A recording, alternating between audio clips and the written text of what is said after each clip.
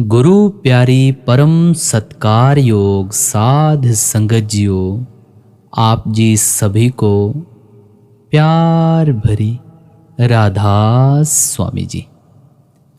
प्यारी साध संगत जियो, आप जी के लिए आज का सत्संग ध्यान के ऊपर विशेष लेकर आए हैं। तो हर बार की तरह आप जी से यही गुजारिश रहेगी कि सत्संग को पूरा श्रवण कीजिएगा। तो आओ बड़े ही प्रेम भाव के साथ आज के इस सत्संग का मजमून शुरू करते हैं। ध्यान में अगर यह अनुभव हो तो आप बहुत किस्मत वाले हैं। एक बात पल्ले बांध लेनी है, ध्यान में अगर ये अनुभव होते हों तो आप बहुत किस्मत वाले हैं। ध्यान के दौरान जीव आत्माओं के साथ होने वाले ऐसे कई अनुभव हैं और जीव आत्माएं डर जाती हैं, क्योंकि यह अनुभव बहुत ही डरावने होते हैं, जिसके दौरान जीव आत्माएं ये जान ही नहीं पाती कि उसका ध्यान सध रहा है या नहीं, और वह बीच में ही ध्यान को छोड़ देते हैं। इसलिए यही स्थिति हर एक जीव आत्मा के लिए बहुत ही दुखदाई है, क्योंकि हर जीव आत्मा ध्यान में अनुभव चाहती है और ध्यान की कठिन साधना करना है, पर जब उसे वास्तविक अनुभव होते हैं तो वह डर कर ध्यान छोड़ देते हैं, जिससे कि उसकी उठी हुई चेतना वापस नीचे गिर जाती है। इसलिए भाई, अगर आप ध्यान देंगे तो आप पाएंगे। जितनी जल्दी आपके इस स्थूल शरीर में चेतना ऊपर की ओर गमन करती है और उतनी ही जल्दी यह चेतना नीचे की ओर गिरने भी लगती है। यह सारा ब्रह्मांड और इस ब्रह्मांड में उपस्थित समस्त चीजें हमें प्रभावित करती हैं। जब हम ध्यान की अवस्था में विचरण करते हैं तो उस समय हमें कई सूक्ष्म अनुभव होते हैं। क्या कहा हमने? कई सूक्ष्म अनुभव होते हैं, और यह अनुभव डरावने भी हो सकते हैं। और यदि आप इन अनुभवों से डर गए, रिपीट कर रहा हूं, यदि आप इन अनुभवों से डर गए तो ये आपके लिए बहुत ही घातक हो सकते हैं। तो हम आज आपको ऐसे ही कुछ अनुभवों के बारे में जानकारी देंगे जो साधकों के साथ ध्यान के दौरान होते हैं। जो गुरु प्यारे हैं, जिनके साथ ये अनुभव हुए हैं, उन्हें भी बड़ा बाखूबी पता होगा। अगर आपके साथ भी यह अनुभव हुए हैं या हो रहे हैं तो फिर आप बहुत ही किस्मत वाले हैं। घबराना नहीं है, डरना नहीं है। आपकी किस्मत बहुत अच्छी है, आप बहुत भाग्यशाली हैं। बहुत बहुत मुबारकबाद है आपको अगर आपके साथ ऐसे अनुभव हो रहे हैं तो, क्योंकि ऐसा अनुभवों का अर्थ होता है कि आप ध्यान मार्ग में उन्नति कर रहे हैं, तरक्की कर रहे हैं, और ध्यान का आपको फल मिल रहा है। तो आओ इन अनुभवों के बारे में जानते हैं।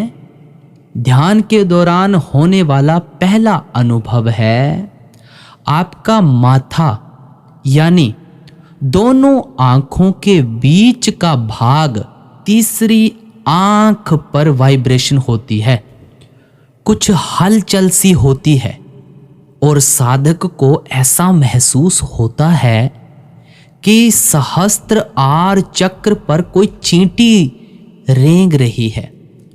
और साधकों की ऐसी स्थिति भी हो जाती है कि उनके आज्ञा चक्र पर इतना ज़्यादा खिंचाव पैदा हो जाता है कि वह उसे बर्दाश्त नहीं कर पाते। यह स्थिति उनके लिए बहुत ज़्यादा पीड़ादायक होती है। और यदि ऐसा हो रहा है तो इससे आपको घबराना नहीं है, नहीं घबराना। ऐसा इसलिए हो रहा है क्योंकि आपकी ऊर्जा शक्ति जागृत हो रही है।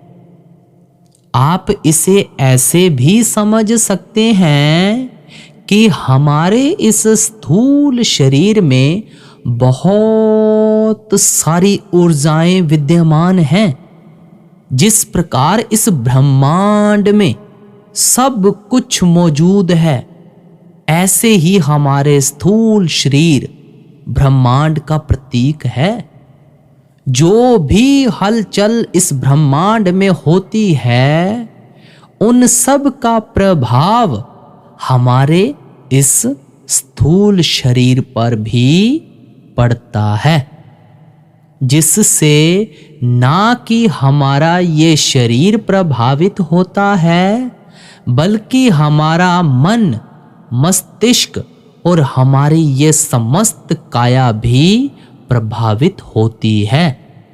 इस ब्रह्मांड में मौजूद वह सभी शक्तियां जब हमारे इस स्थूल शरीर में उपस्थित ब्रह्मांडी शक्ति से एकाकार होती हैं, तो तब हम घबरा जाते हैं, डर जाते हैं, क्योंकि हमें ये ज्ञान नहीं कि जो शक्तियां इस ब्रह्मांड में उपस्थित हैं, वह सभी शक्तियां हमारे इस स्थूल शरीर में भी उपस्थित हैं।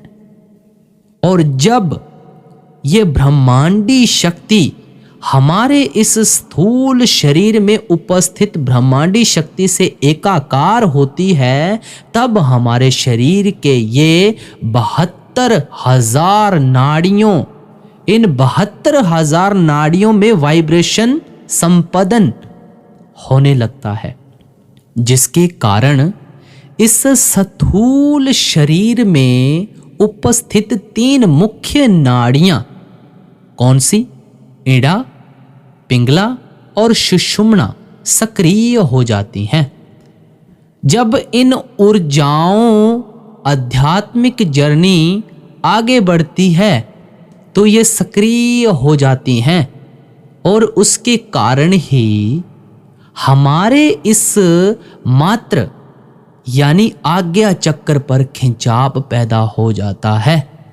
तो यदि आपके तीसरी आंख या माथे पर खिंचाव पैदा होता है, तो आपको डरने की आवश्यकता बिल्कुल नहीं है। बहुत ज्यादा खिंचाव हो रहा है तो आप प्रातः काल उठकर थोड़ा प्राणायाम कर लें और थोड़ा भ्रमण कर लें। उससे आपकी मानसिक स्थिति सामान्य हो जाएगी। लेकिन डर के आपको ध्यान बीच में नहीं छोड़ना है। और साधकों को होने वाला दूसरा अनुभव है कि उन्हें ध्यान की अवस्था में बैठकर नाद सुनाई देता है, और वह ध्वनि घंटे की भी हो सकती है और शंख की भी हो सकती है। और कुछ लोगों को बांसुरी की आवाज भी सुनाई देती है, कुछ लोगों को डमरू की आवाज भी सुनाई देती है। और ये डिपेंड करता है कि आपके आराध्य कौन है, आप किन की आराधना कर रहे हो। यदि आप भगवान शिव को आराध्य मानते हो तो फिर आपको डमरू की आवाज सुनाई देगी। और कुछ लोग श्री कृष्ण को अपना आराध्य मानते हैं तो उनको बांसुरी की आवाज सुनाई देती है। अब ऐसा क्यों होता है? ऐसा होने का कारण है कि जब व्यक्ति साधना की उच्च अवस्था में पहुंचने लगता है, यानी ध्यान की गहराइयों में गोते लगाने लगता है, तब उसके कान की सुनने की क्षमता विस्तृत हो जाती है, बढ़ जाती है।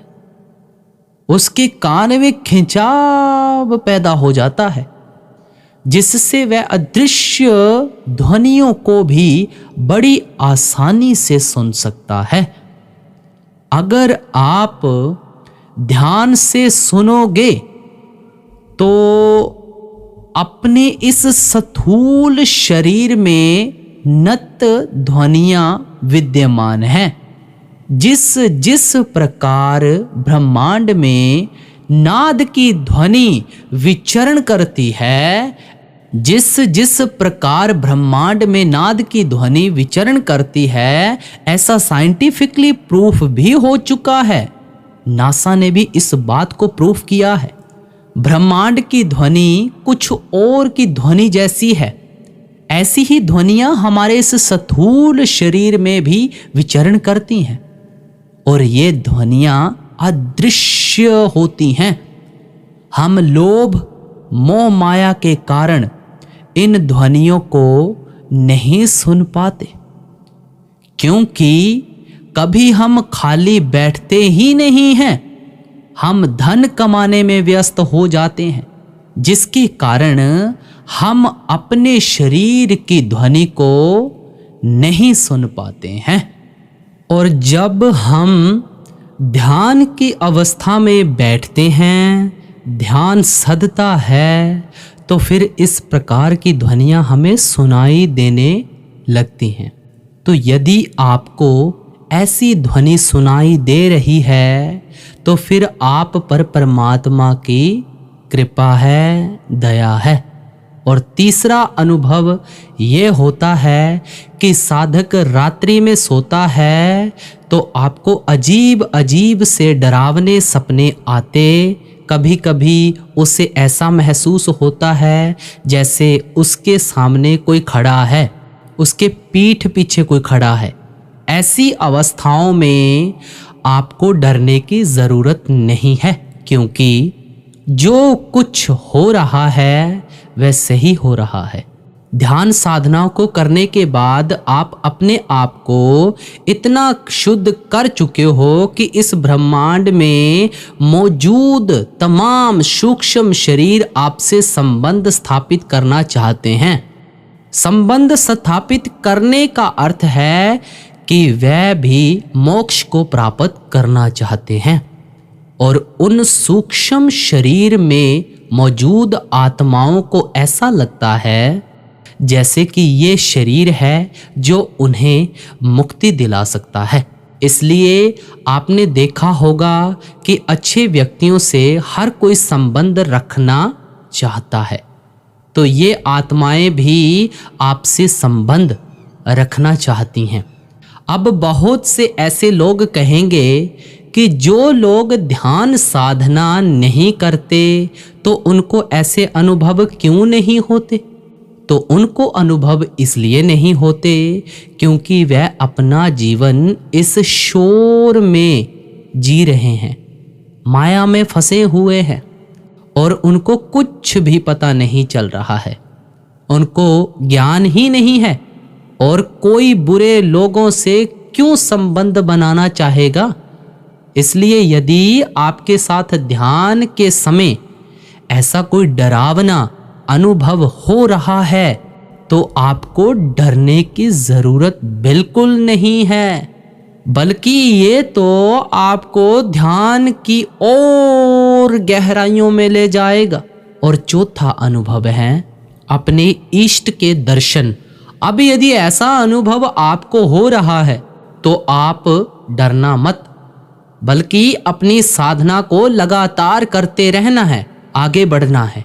और अब सतगुरु भी आपको आगे का रास्ता दिखाने की कोशिश कर रहे हैं। बैठकर साक्षात रूप में आप गुरु के दर्शन कर पा रहे हैं, तो आपको डरने की आवश्यकता बिल्कुल नहीं है।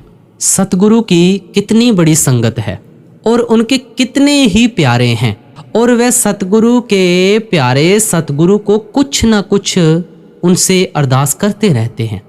और इस बात का भी कभी विचार किया है कि अरदास हमारे सतगुरु के कानों में कितना शोर पैदा करती है।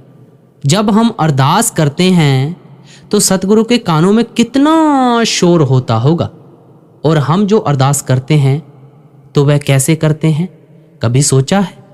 क्योंकि ज़्यादातर लोग तो यही फरियाद अरदास करते हैं अपने कारोबार के बारे में, अपने परिवार के बारे में और बच्चों के बारे में, और कभी खुद के बारे में, धन दौलत के बारे में, और यही तो मांगते रहते हैं। वो तो सब जानी जान है। तो ये सब बहुत ऊंचे दर्जे की बातें हैं, हमें इन्हें समझने की ज़रूरत है। अब सबसे पहले ये विचार करो कि हमारे सतगुरु को हमारी बात का पता कैसे चल जाता है। तो कहा जाता है कि जो सतगुरु ने हमें नाम दिया है और ये नाम ही जरिया है उन तक अपनी अरदास पहुंचाने का, और इस नाम के द्वारा ही उन्हें पता चल जाता है कि मेरा प्यारा किसी संकट में है और क्या चाहता है। अब जैसे ही हमारे हाथों आज के युग में मोबाइल है, और मोबाइल कितना सक्रिय रहता है क्योंकि टावर के साथ नेटवर्क जुड़ा रहता है, और उस मोबाइल पर हम सारा दिन बातचीत करते रहते हैं। जैसे हमारा कोई रिश्तेदार कहीं दूर है तो हम उससे बातचीत कर लेते हैं, तो इसी तरह हमारे सतगुरु अगर 7 समुंदर पार भी बैठे हों तो फिर भी वह हमारी बात सुन लेते हैं। क्योंकि ये नाम तो तब से है जब से सृष्टि बनी है। सच तो ये है कि नाम के सहारे ये सृष्टि टिकी हुई है, और यही जरिया है जिससे हमारे सतगुरु हमारे दिल की बात जान लेते हैं कि मेरा प्यारा किस संकट में है, उसे किस चीज की जरूरत है। तो भाई एक बात ये भी समझने वाली है कि सतगुरु के इतने सारे प्यारे हैं और इतनी ज्यादा संगत है, तो क्या सतगुरु सबकी बात जान लेते होंगे? क्योंकि जान तो वह सभी की बात लेते हैं, वह जानी जान है, लेकिन वह किन लोगों की मदद करते हैं तो ये भी सोचने वाली बात है। अब जिन लोगों को सतगुरु ने नाम दान दिया, यानी जिनको नाम दान मिल गया है, और फिर नाम दान मिलने के बाद कभी सतगुरु को याद ही नहीं किया, कभी सिमरन भजन ही नहीं किया, और यही सोच के बैठे रहे कि हमें नाम दान मिल गया, नाम दान मिल गया, और हमारे सतगुरु हमें सभी जंजालों से निकाल देंगे। यही सोच है। जरा सोचो, क्योंकि ऐसा नहीं हो सकता है। क्योंकि जो लोग सिमरन भजन करते हैं, जो नाम की कमाई करते हैं, जो अपने दिल की तारों को सतगुरु के साथ जोड़कर रखते हैं, तो उन्हीं की आवाज सतगुरु के कानों तक पहुंचती है। केवल उन्हीं की आवाज, सभी की नहीं।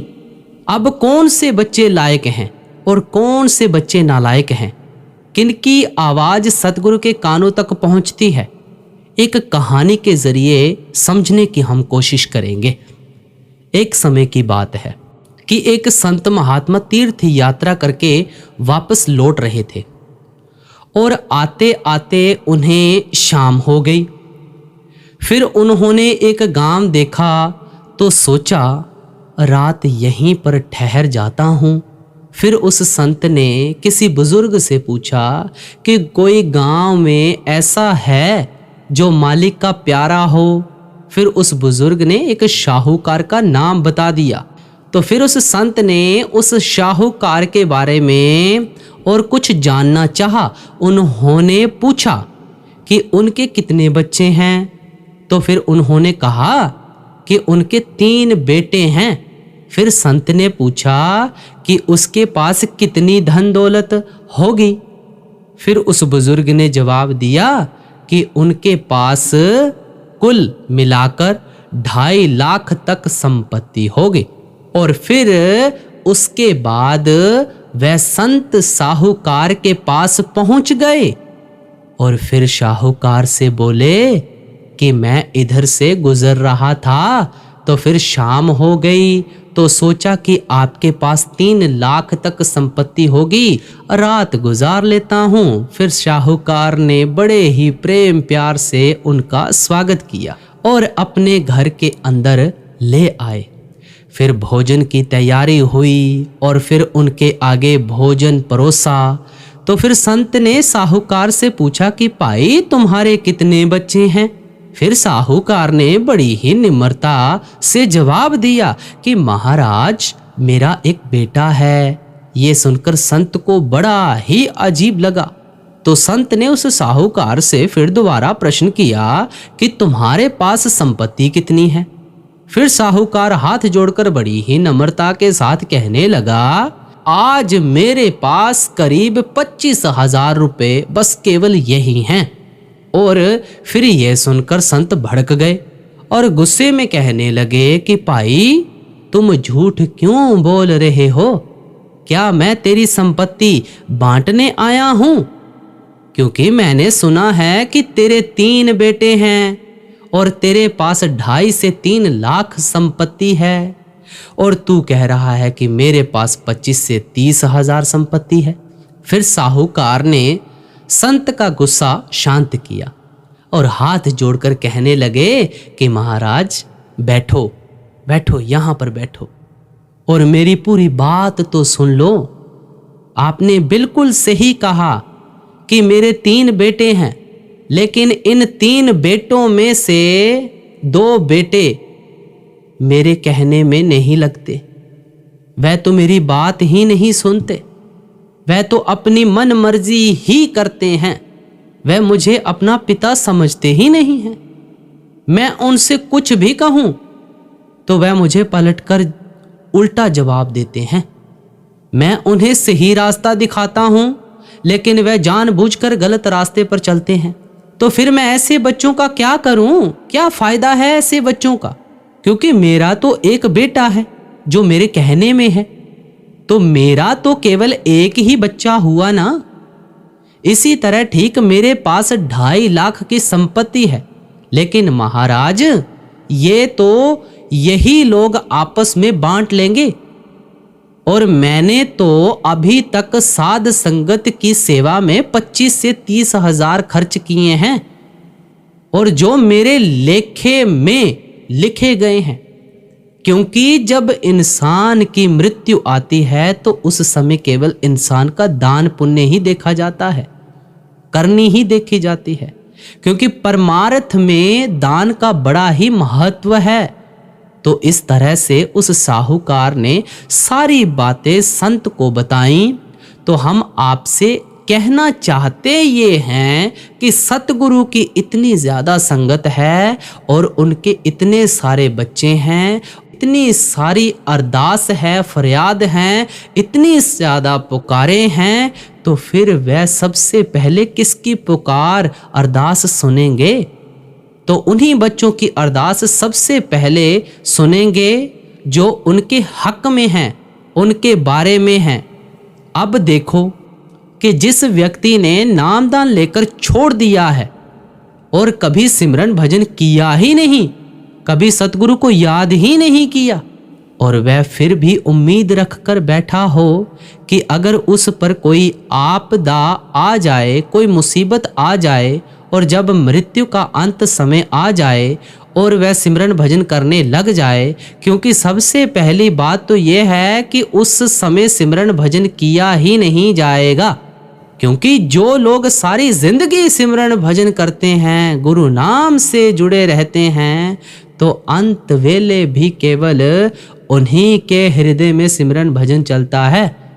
और जिन्होंने सारी जिंदगी सिमरन भजन ही नहीं किया, नाम की कमाई ही नहीं की, तो उनके हृदय में गुरु का नाम नहीं चल सकता भाई।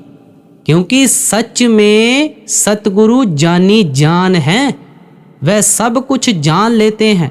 तो भाई केवल यही एक जरिया है हमारी बात सतगुरु के कानों तक पहुंचाने का, और हमारी बात उन तक पहुंच भी जाती है।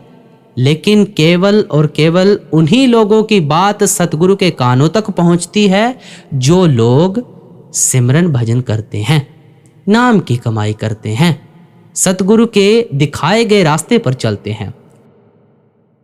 अब आप खुद ही विचार करके देखो, दुनियावी तौर पर कि सतगुरु के सामने यदि संगत को खड़ा कर दिया जाए तो लोग संगत से किस तरह से प्रश्न करते हैं। अब कोई बुजुर्ग है और वह कहता है कि सतगुरु जी, मुझसे सब कुछ हो जाता है लेकिन मुझसे नाम की कमाई नहीं होती। ये कैसा सवाल है? इसका मतलब है कि उसको नाम दान मिले हुए काफी अरसा हो गया है, लेकिन अब नाम की कमाई नहीं कर पाता, क्योंकि वह पहले भी नहीं करता था, इसलिए अब भी नहीं कर पाता। क्योंकि अगर पहले करता तो अब भी कर लेता। इसी तरह कोई बुजुर्ग महिला है तो वह भी यही कहती है कि बाकी तो सब कुछ ठीक है, लेकिन सिमरन भजन नहीं हो पाता, मुझसे चलते फिरते नाम नहीं जपा जाता, बैठती हूं तो चक्कर आने लगते हैं। तो इन सब का तात्पर्य यह है कि उन्होंने शुरू से ही नाम की कमाई सही ढंग से नहीं की है। और ये तो हो गई बुजुर्गों की बात। और अब युवाओं की बात सुन लो। वह भी सतगुरु से इस तरह के प्रश्न करते हैं कि हमें कोई ऐसा रास्ता बता दीजिए, क्योंकि बाकी तो सब कुछ ठीक है, मैं सब कुछ कर लेता हूँ, गुरु घर की सेवा कर लेता हूँ, फिर चाहे जैसी भी सेवा मुझे मिले मैं कर लेता हूँ, लेकिन मुझसे ये सेवा नहीं की जाती। तो इसी तरह की अरदास हम अपने सतगुरु के कानों तक ज़्यादा से ज़्यादा पहुँचाते हैं कि हम सब कुछ कर लेते हैं लेकिन सिमरन भजन नहीं कर पाते, सिमरन भजन नहीं कर पाते।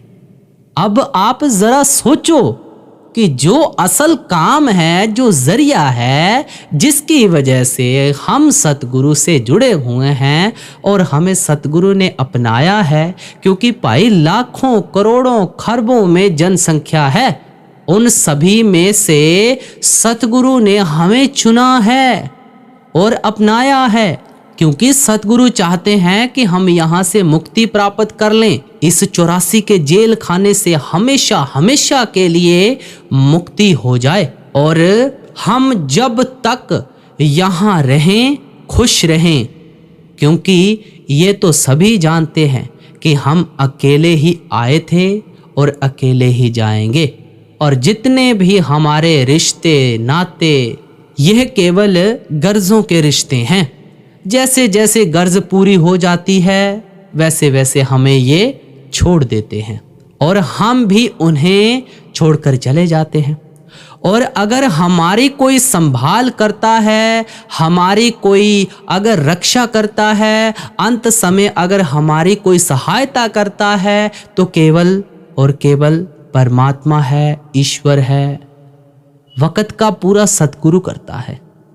उनके द्वारा दिया गया वह सच्चा नाम करता है, और हमारी जो पुकार है, हमारी जो अरदास है, तो वह हमारे सतगुरु के कानों तक यही पहुंचती है कि हम सिमरन भजन नहीं कर पाते, हमसे नहीं होता। और फिर चाहे वह युवा है, और फिर चाहे वह बुजुर्ग, और फिर चाहे कोई बीमार, इन सभी का यही कहना है कि हमसे सिमरन भजन नहीं हो पाता है।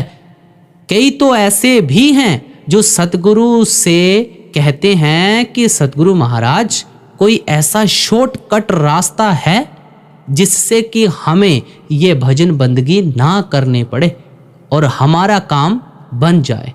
तो भाइयों और बहनों, कोई और शॉर्टकट रास्ता बिल्कुल नहीं है। अगर सतगुरु के कानों तक अपनी अरदास सही ढंग से पहुंचाना चाहते हो तो पहले सिमरन भजन करो, नाम की कमाई करो, सच्ची श्रद्धा से, सच्ची आस्था के साथ, सच्चे विश्वास के साथ अपने सतगुरु से जुड़े रहो और सतगुरु प्रति अपना प्रेम प्यार बढ़ाओ। सतगुरु को हमेशा याद रखो और उन्हें एक पल के लिए भी विसारना नहीं। सतगुरु के कानों में जो हमारी अरदास, जो अब हम चिल्ला रहे हैं कि हमारे बच्चे बड़े हो गए हैं, उनको नौकरी मिल जाए, उनकी शादी अच्छी हो जाए, घर में खुशहाली रहे, गाड़ी मिल जाए, बंगला मिल जाए, और सिमरन भजन नाम की कमाई होती नहीं है।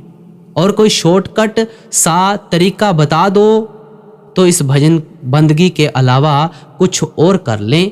तो भाई, इस तरह की पुकार, हम अरदास हम बहुत कर चुके, इनसे कुछ भी नहीं बनने वाला, कुछ भी नहीं बनने वाला।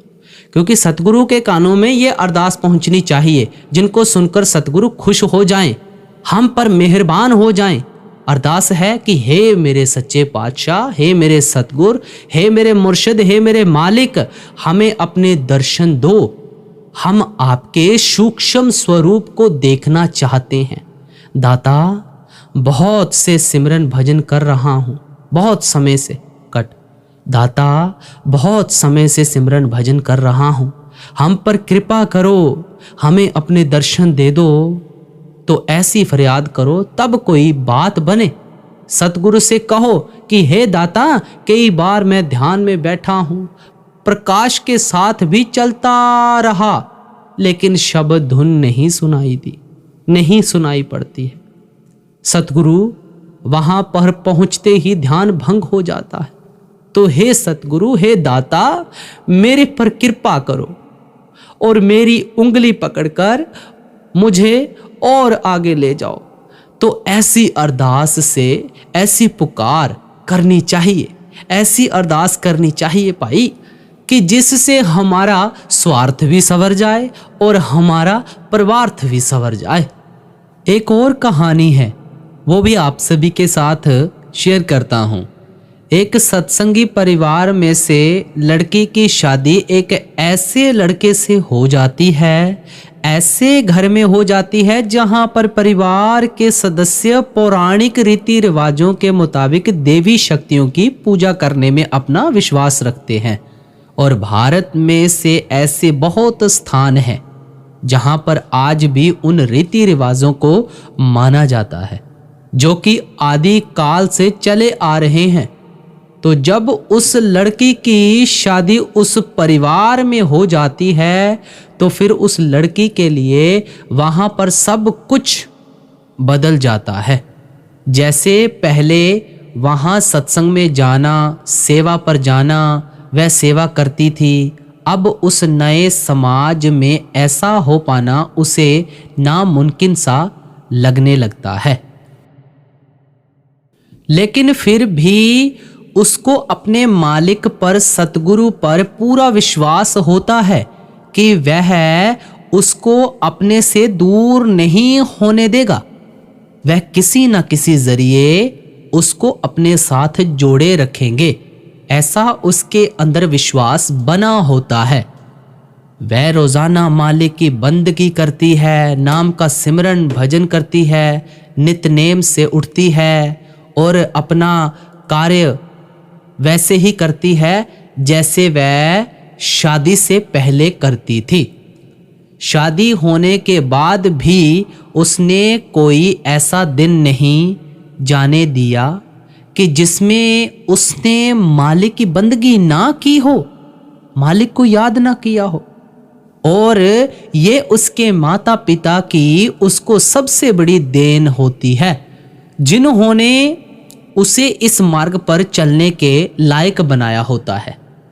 वह लड़की बचपन से ही अपने माता पिता को देखकर बैठक करती आ रही होती है।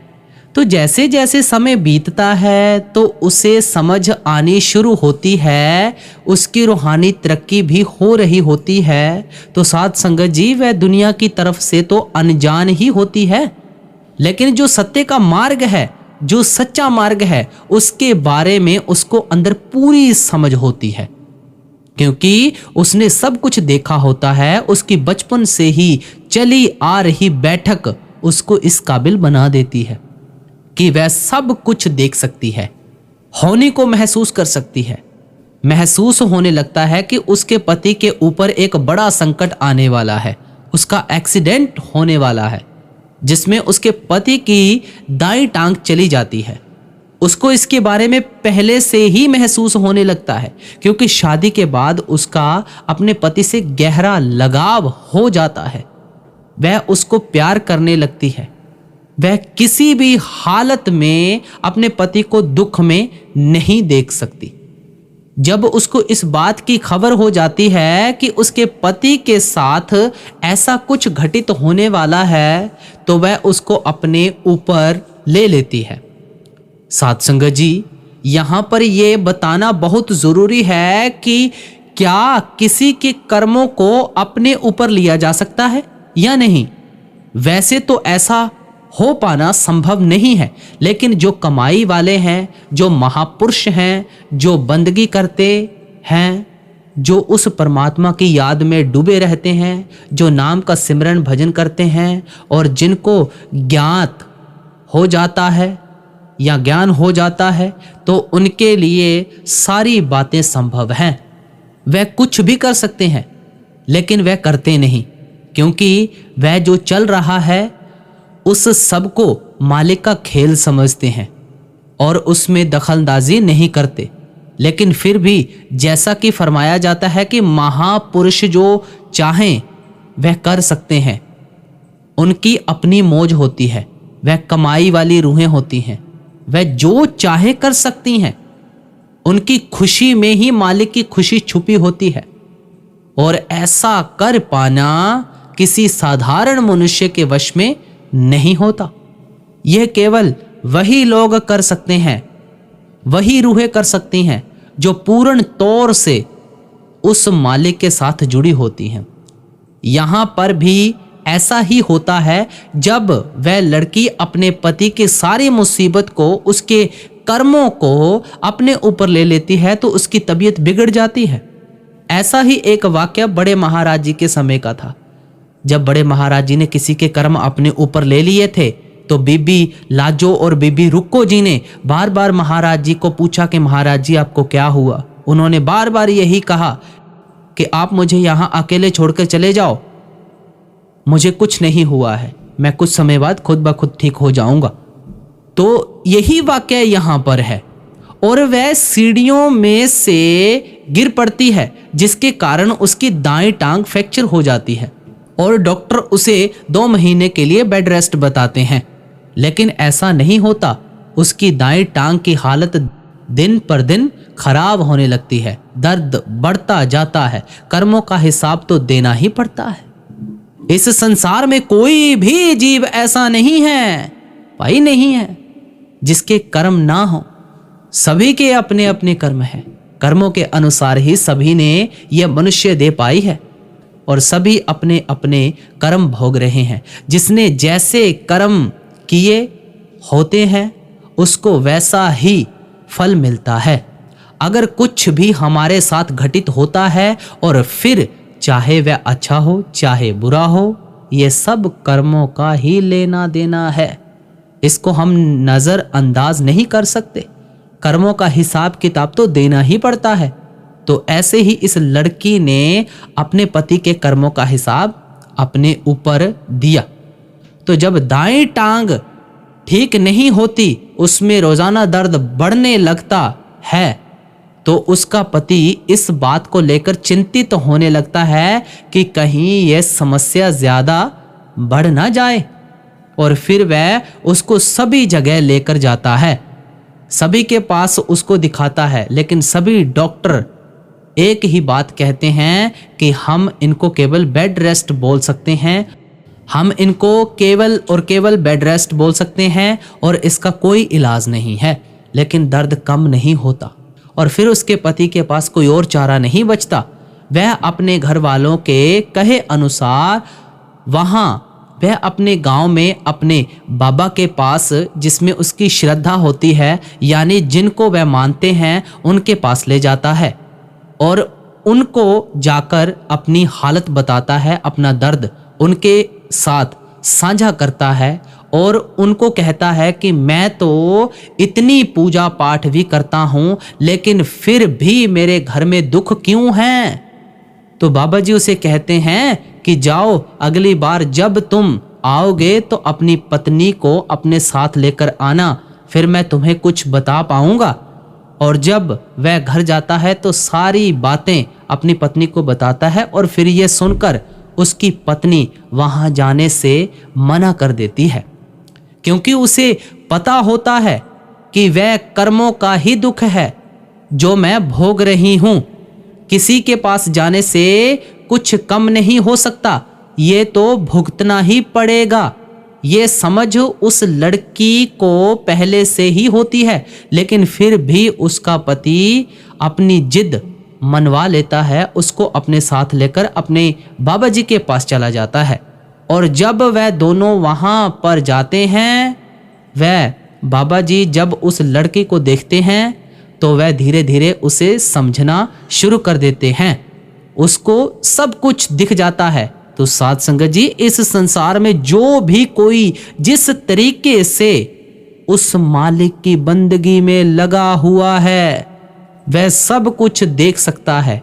उसको अपनी और दूसरों की सारी खबर होती है कि कौन कहां तक पहुंचा है, कौन कितनी कमाई वाला है। वैसे ही उसको भी इस बात की खबर हो जाती है कि ये लड़की उस मालिक की एक कमाई वाली नेक रूह है। और जब वह सब कुछ देखता है तो उसे इस बात की खबर हो जाती है, इसने अपने पति के लिए सब कुछ किया है। उसके दुख को, उसके कर्मों को अपने ऊपर लेकर इसने उसकी जान बचाई है।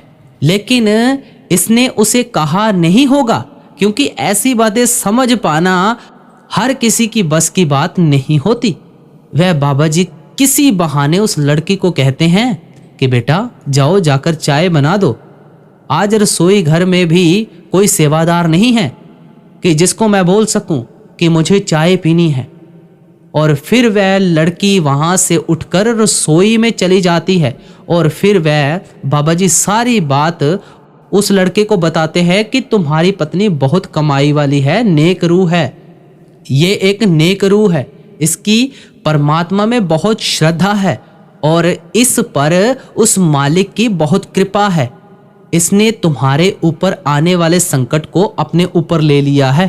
तुम्हारा एक्सीडेंट होने वाला था, जिसकी खबर इसको पहले से ही हो गई, क्योंकि जो इस मार्ग पर, सच्चाई के मार्ग पर चलते हैं, तो उन लोगों को यह खबर पहले ही हो जाती है, क्योंकि ये तुम्हें बहुत प्यार करती है। इसलिए इसने तुम्हारे संकट को अपने ऊपर ले लिया, तुम्हारे कर्मों को अपने ऊपर ले लिया, और जिसके कारण आज इसकी ये हालत है। और मुझे ये पक्का विश्वास है कि इसने तुमसे कुछ भी साझा नहीं किया होगा, इसके बारे में कोई जिक्र नहीं किया होगा। तो वह लड़का कहता है, जी हाँ, मुझे इसके बारे में कुछ भी मालूम नहीं। तो बाबा जी कहते हैं कि इस मार्ग पर चलने वाले रूहें जानती हैं कि ये कर्मों का हिसाब किताब है, इसलिए इसने तुम्हारे साथ ये सब कुछ साझा नहीं किया है, क्योंकि इसे पता था, इसे सब ज्ञात था कि तुम ये समस्या नहीं झेल पाओगे। लेकिन मैं तुमसे फिर यही कहूँगा कि इसने तुम्हारे संकट को अपने ऊपर लिया है, जो कि एक बहुत बड़ी बात है। ऐसा कर पाना हर किसी के लिए संभव नहीं है। और फिर ये तुमसे प्यार करती है। तुम्हें परमात्मा का शुक्रगुजार करना चाहिए कि तुम्हें ऐसी पत्नी मिली है।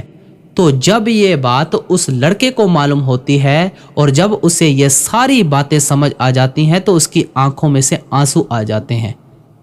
और जब तो वह उसे गले से लगाता है और उसके आगे हाथ जोड़कर उसका धन्यवाद करने लगता है, लेकिन उसे कुछ बताता नहीं कि उसे क्या पता चल गया है। बस उसे गले से लगाकर रोने लग जाता है। तो साध संगत जी, इस तरह से उसका पति भी सतगुरु से जाकर नामदान ले लेता है और वह भी नाम की कमाई में सिमरन भजन करने में लग जाता है और उनका परिवार सुखी सुखी रहने लगता है। तो साध संगत जी, हमें भी अपने सतगुरु पर विश्वास रखना चाहिए, जो हमें सतगुरु जी ने नामदान दिया है, जो हमें नाम बख्शा है। तो हमें भी अपने नित्य नेम से उठकर उस नाम का सिमरन भजन करना चाहिए, नाम की कमाई करनी चाहिए, क्योंकि नाम की कमाई के बिना इस संसार में कुछ भी नहीं है, सब कुछ नाशवान है। और जो रूहें नाम सिमरन भजन करती हैं तो वह अपना जीवन सफल बना लेती हैं। इसलिए साध संगत जी, हमें भी नाम का सिमरन भजन करके अपने जीवन को सफल बनाना है। तो ध्यान के विषय के बारे में समझाया और साखियों के माध्यम से भी आज का सत्संग आप जी के आगे रखा गया है। तो देखिए, एक कड़ी दर कड़ी सतगुरु महाराज हमें कैसे समझाते हैं और हम फिर भी इन सभी चीज़ों से बेखबर रहते हैं। क्यों? ऐसा क्यों? क्या हम अपने सतगुरु की खुशी नहीं लेना चाहते हैं? क्या उनका प्यार नहीं लेना चाहते हैं? अगर उनका प्यार लेना चाहते हैं, अगर उनकी खुशी लेना चाहते हैं, उनकी खुशी किस में है, अगर ये करना चाहते हैं तो उनकी सभी बातों को आप मानो और जो वो कहते हैं उनके कहे अनुसार नाम की कमाई में लग जाओ, सिमरन भजन हर रोज करो, तब जाकर कहीं इसका फल मिलेगा। और जो भी आप जी के आगे ध्यान के विषय रखे गए, कर्मों के विषय रखे गए, उनसे आपने घबराना नहीं है। अपने सिमरन भजन को धीरे धीरे पक्का करो, बस जो हो रहा है उसे होने दो।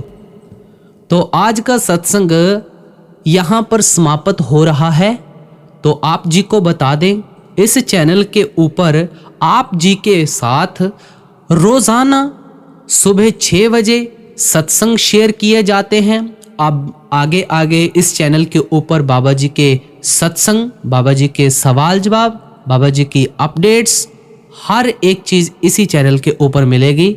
हमारा एक सेकंड चैनल था जिसका नाम था सिहाल परमारथ, वो अभी अपडेट्स के मामले में शट डाउन कर दिया गया है और उस पर हम भजन अपलोड करेंगे आने वाले समय में।